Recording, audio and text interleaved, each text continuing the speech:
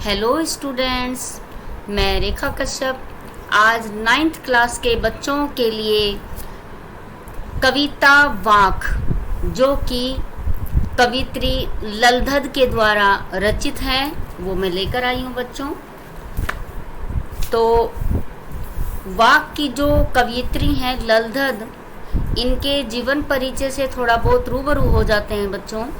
तो जो ललधद जी हैं वो एक कश्मीरी कवित्री हैं और कश्मीरी भाषा की ही फिर कवित्री हैं। ये 1320 ईस्वी में इनका जन्म माना जाता है। कश्मीर स्थित पामपोर के सिमपुरा नामक गांव में इनका जन्म हुआ और 1391 ईस्वी में इनकी मृत्यु को स्वीकार किया गया है, जैसा कि बताया गया है। और बच्चों, ललधद जो कवित्री हैं उनकी काव्य शैली वाक है। जिस प्रकार हिंदी में कबीर के दोहे, मीरा के पद, तुलसी की चौपाइयाँ और रसखान के सवैये प्रसिद्ध हैं, उसी प्रकार ललधद जो कवित्री हैं उनके वाक प्रसिद्ध हैं। तो अर्थात वाक जो है इनकी काव्य शैली है, इनकी कविता करने की का तरीका है। तो बच्चों, इन्होंने कश्मीरी भाषा में इस कविता को कहा है जो वाक है और वाक नाम दिया है बच्चों। तो ये जो कविता है इसका नाम वाक है और वाक की व्याख्या अब मैं आपके सामने प्रस्तुत करने जा रही हूँ। तो जैसा कि बच्चों आपको पता है कि हमें सबसे पहले प्रसंग का पता जरूर होना चाहिए व्याख्या से पहले। तो प्रसंग आपकी पाठ्य पुस्तक है क्षितिज और कविता का नाम है वाक, कवित्री का नाम है ललधद जो कि कश्मीरी कवित्री हैं बच्चों। और इस कविता के माध्यम से वो कहती हैं, उनका कहने का भाव यह है कि जो मानव जीवन है वो नश्वर है और क्षणिक है। और साथ ही कवित्री ने प्रभु से अपनी मुक्ति हेतु भी इन पंक्तियों में प्रार्थना की है।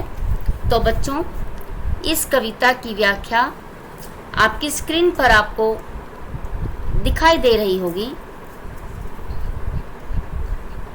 रस्सी कच्चे धागे की खींच रही मैं नाव, जाने कब सुन मेरी पुकार, करें देव भव सागर से पार। तो कवित्री कहती हैं बच्चों, जो कि ललधद जी हैं, वो कहती हैं कि रस्सी कच्चे धागे की खींच रही मैं नाव। रस्सी कच्चे धागे की रस्सी है। कच्चे धागे की रस्सी किसे बोला गया? हमारे सांसों को बोला गया है। तो कवित्री कहती हैं कि कच्चे धागे की रस्सी रूपी जो मेरी सांस हैं उनसे मैं नाव को खींच रही हूँ, अर्थात अपने जीवन रूपी नाव को मैं खींच रही हूँ। मेरे सांस कभी भी खत्म हो सकते हैं, इसीलिए उसे कच्चे धागे की रस्सी के समान बताया है और जीवन को एक नौका, एक नाव बताया है। जाने कब सुन मेरी पुकार, करें देव भव सागर पार। और कवित्री कहती हैं कि हे देव, हे प्रभु, आप जाने मेरी पुकार कब सुनोगे और मुझे कब इस संसार रूपी सागर से पार लगाओगे। पानी टपके कच्चे सकोरे, व्यर्थ प्रयास हो रहे मेरे, जी में उठती रह हुक, घर जाने की चाह है घेरे। और बच्चों, इन पंक्तियों में कवित्री कहती हैं कि पानी टपके कच्चे सकोरे, कि जिस प्रकार मिट्टी का एक कच्चा सकोरा होता है और उसमें पानी डाल दिया जाता है तो पानी टप टप टप टप करके टपकता हुआ वो पानी खत्म हो जाता है, धीरे धीरे समाप्त हो जाता है उसमें से और वो पानी व्यर्थ चला जाता है।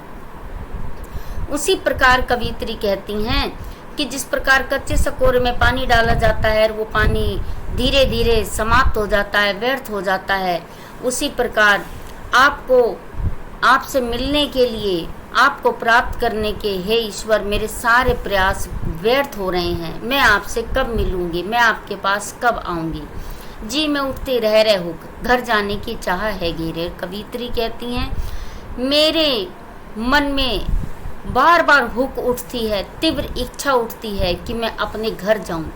वो अपना घर जाने की बात यानी प्रभु के घर जाने की बात करती हैं कि हे प्रभु, मैं तेरे घर आना चाहती हूँ और मेरी ये तीव्र इच्छा है, आप जाने मेरी पुकार कब सुनोगी। तो बच्चों, ये हमारा दूसरा देख लीजिए, दूसरी पंक्तियां, दूसरा जो पहरा है इसकी, खा खाकर कुछ पाएगा नहीं, न खाकर बनेगा अहंकारी, सम खा तभी होगा संभावी, खुलेगी सांकल बंद द्वार की। और इन पंक्तियों में कवियत्री ललिता जी कहती हैं कि खा खाकर कुछ पाएगा नहीं, कि इस संसार में एक मनुष्य पूरे जीवन कुछ न कुछ खाता रहता है, तरह तरह के व्यंजन खाता रहता है, तो उससे कुछ भी प्राप्त नहीं होगा, वो ईश्वर को प्राप्त नहीं कर सकेगा, न खाकर बनेगा अहंकारी। और बहुत से लोग ऐसे होते हैं जो अधिकतर व्रत करते हैं, उपवास करते हैं और वो धीरे धीरे अहंकारी बन जाते हैं। तो क्या कवित्री कहते हैं कि ना खाकर भी तू अहंकारी बन जाएगा, सम खा तभी होगा संभावी। और कहती हैं कि सम रहे, हर चीज को एक नजर से देख, सम कर, खाता भी रहे और उपवास भी कर।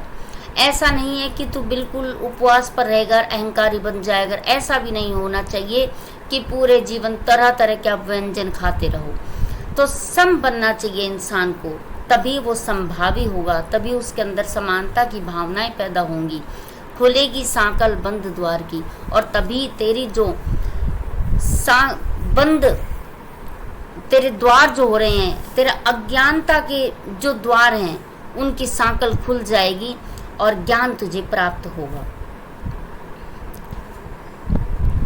आगे की पंक्तियों में कवित्री कहती हैं बच्चों, आई सीधी राह से गई न सीधी राह, सुसुम सेतु पर खड़ी थी बीत गया दिन आहा।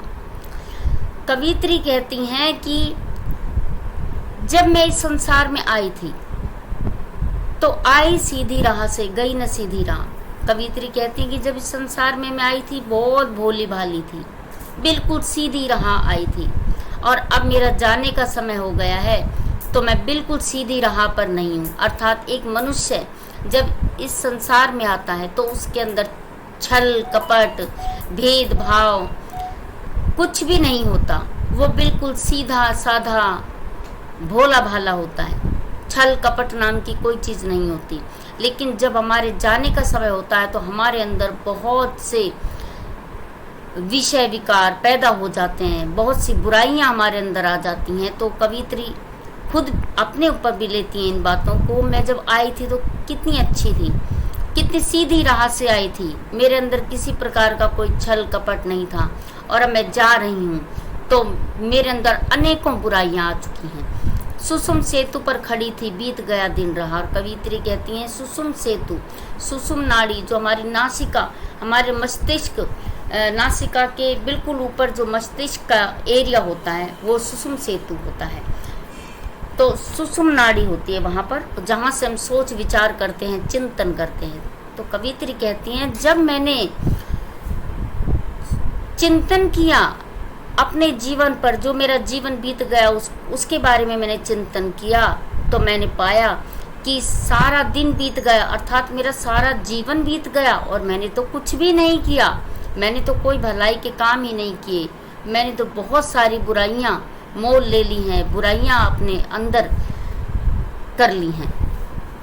जेब टटोली कौड़ी न पाई, मांझी को दूं क्या उतराई। और कवित्री अंत में निराश होती कहती हैं कि अब मैं जेब टटोल रही हूँ, अर्थात अपने आप को अंदर से अंतरात्मा में झांक कर देख रही हूँ, तो मैं पा रही हूँ कि मैंने तो कौड़ी भी ना कमाई, एक कौड़ी मैंने नहीं कमाई, अर्थात मैंने तो कोई अच्छा कार्य ही नहीं किया, मैंने तो अच्छाई रूपी कोई कौड़ी कमाई ही नहीं है। मांझी को दूं क्या उतराई, और मैं इस प्रभु को जब मुझे भव सागर से पार उतारेंगे तो उनको मैं उतराई के रूप में क्या दूंगी। तो यहाँ पर बच्चों जो कवित्री हैं वो मनुष्य से यही कहती हैं कि प्रभु की भक्ति अवश्य करते रहना चाहिए और इस संसार में अच्छाइयों को अपनाना चाहिए, क्योंकि वो ही हमारी असली कमाई है। हाँ बच्चों, अब आपको स्क्रीन पर दिखाई दे रहा होगा ये चौथा पहराव हम करते हैं, इसकी व्याख्या मैं बताती हूँ। थल थल में बसता है शिव ही, भेद न कर क्या हिंदू मुसलमान। और कवित्री जो है वो यहाँ पर बच्चों हमें कहती हैं कि थल थल में बसता है शिव ही, कि इस संसार के कण कण में शिव बसता है, अर्थात प्रभु का वास है। हम ये नहीं समझ सकते कि एक ही चीज़ में या मंदिरों में ही शिव जी रहते हैं, प्रभु रहते हैं। थल थल, यहाँ पर थल का मतलब यही है कि कण कण में, इस सृष्टि के कण कण में प्रभु बसते हैं। भेद न कर क्या हिंदू मुसलमान, हे मनुष्य तू भेदभाव के चक्कर में मत पड़, क्या हिंदू क्या मुसलमान ये बात मत देख, सब एक हैं। अपने आप को संभावी समझ और भेदभाव बिल्कुल मत कर। सब, क्योंकि सबके हृदय में भगवान जो प्रभु है वो निवास करते हैं। ज्ञानी है तो स्वयं को जान, वही है साहिब से पहचान। तो कवित्री कहती हैं कि अगर तेरे अंदर ज्ञान है, तूने कुछ जाना है इस संसार को, इस प्रभु को, तो तू स्वयं को जान, अपने आप को तो पहचान, कभी तू असली ज्ञानी कहलाएगा। वही है साहिब से पहचान। और अगर तूने, हे मनुष्य, अगर तूने स्वयं को पहचान लिया तो तू असली ज्ञानी है, और वही तेरी प्रभु से पहचान है, वही तेरा प्रभु से मिलन है।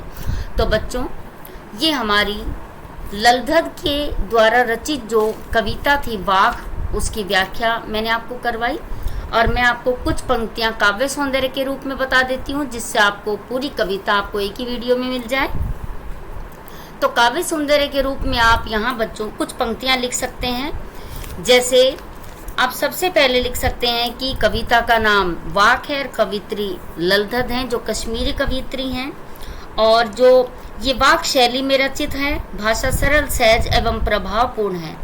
अनेक अलंकारों का प्रयोग किया गया है, जिसमें जैसे नाव, भवसागर, इसमें रूपक अलंकार है, यहाँ पुनरुक्ति प्रकाश अलंकार भी है और यमक अलंकार भी है। संपूर्ण पद में बच्चों संगीतात्मकता है, अर्थात इसे गाया जा सकता है। और इन पंक्तियों में जो कवित्री हैं वो संपूर्ण मानव जीवन को नश्वर और क्षणिक बताती हैं, और जो कवित्री हैं वो प्रभु से अपनी मुक्ति हेतु भी इन पंक्तियों में प्रार्थना करती हैं। तो बच्चों, ये आपका काव्य सौंदर्य हुआ, और आशा करती हूँ कि आपको इस कविता की जो व्याख्या है और काव्य सौंदर्य है, प्रसंग है, अच्छे से समझ में आया होगा। Thank you.